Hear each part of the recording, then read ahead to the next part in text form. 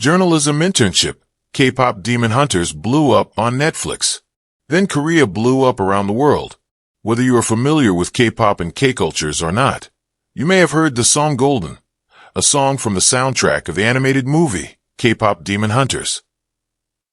The film is a Netflix original released on June 20th as a summer blockbuster, portraying a group of K-pop idols who secretly work as demon hunters, balancing their lives on and off the stage to protect the world from supernatural threats rooted in Korean mythology.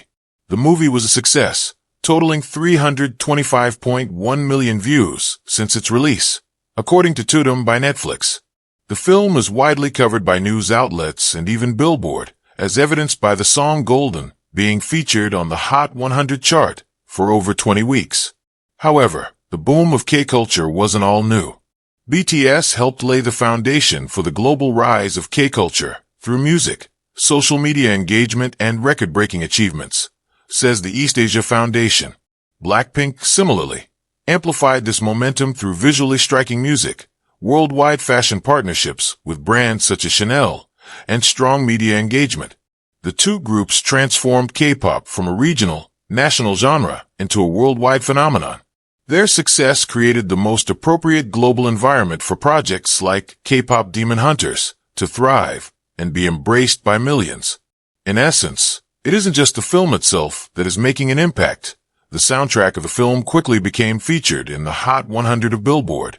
It wasn't just another animated film, but a culturally blended work that brought together K-pop, Korean folklore, and animation into one single product. K-pop Demon Hunters became a paradigm of how the world could embrace the unique energy of Korea's entertainment industry, while simultaneously celebrating universal appeals such as courage, identity, and the fight between good and evil. People question the extent of influence of a single film. Here's how K-pop Demon Hunters impacted Korea through an economic lens, specifically by examining Korea's changing import and export patterns. One of the most unexpected outcomes of the global K-pop Demon Hunters rise has been its influence on Korea's food industry. As reported by Asia Today, major food manufacturer Internship saw a 44% rise in operating profit and a 37% increase in net profit in the third quarter of 2025, a growth partially driven by overseas demand for Korean snacks, such as ramen. Capitalizing on the film's momentum, Internship launched promotional campaigns that paired its products with imagery inspired by K-pop Demon Hunters, including an attention-grabbing billboard in New York's Times Square. This collaboration strengthened the association between Korean food and Korean pop culture in the minds of foreign consumers. As such, overseas purchases of ramen, sukang shrimp crackers, and spicy Korean flavors saw steady growth. The success demonstrates how a cultural product can organically boost the consumption of domestic goods. Due to the film's global influence, tourists are now visiting Korea for first-hand experiences of the featured signature locations, such as Naksan Park, Bukshin Hanok Village, Seoul Tower, and Cheongdam Bridge, promoting the tourism industry.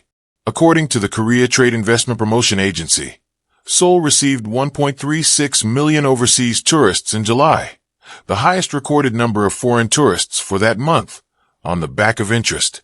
Considering that the surge in tourist numbers occurred 1 month after the film's release, this demonstrates the extent to which K-pop Demon Hunters made a significant contribution to the tourism sector. Specifically, the National Museum of Korea surpassed 5 million visitors this year, the highest figure since its establishment in 1945. This represents an astonishing 69.7% increase compared to the same period last year.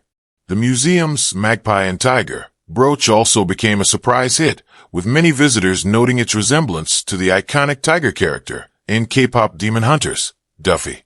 According to the National Museum Foundation of Korea, which oversees the museum's cultural product business, the brooch sold 38,104 units in July alone, generating approximately 560 million won, $380,000 in revenue.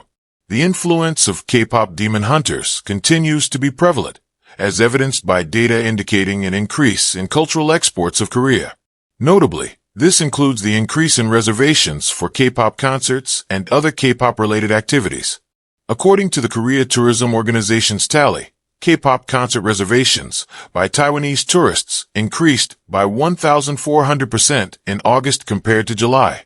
Similarly, K-pop dance class registrations increased by 400% and 575% in the United States and Taiwan, respectively. Additionally, foreign tourists' consumption of K-food increased by a considerable margin. For instance, there was a 157% increase for Singaporean tourists compared to before the movie release. Likewise, Korea Culture and Tourism Institute data on culture, sports, and tourism export totals have shown an increasing trend after the release of the movie, totaling $406,686,340 in September. The newly established trend makes it the fifth highest figure in a month since 2017. September also marked an all-time high for monthly export totals of the arts category at $95,406,145, which was a 57.4% increase compared to the last quarter. As Kang Shingyu, a senior researcher at the Korea Broadcast Advertising Promotion Corporation, said, K-pop Demon Hunters is the first case in which Korean culture has established itself as a major resource for global capital. Overall, the success of K-pop Demon Hunters can demonstrate how a single cultural product can create a multi-layered economic and cultural impact for a single country. The film's influence spread through Netflix, positively shaping global perceptions of Korea while also strengthening national industries such as food manufacturing, tourism, and cultural exports.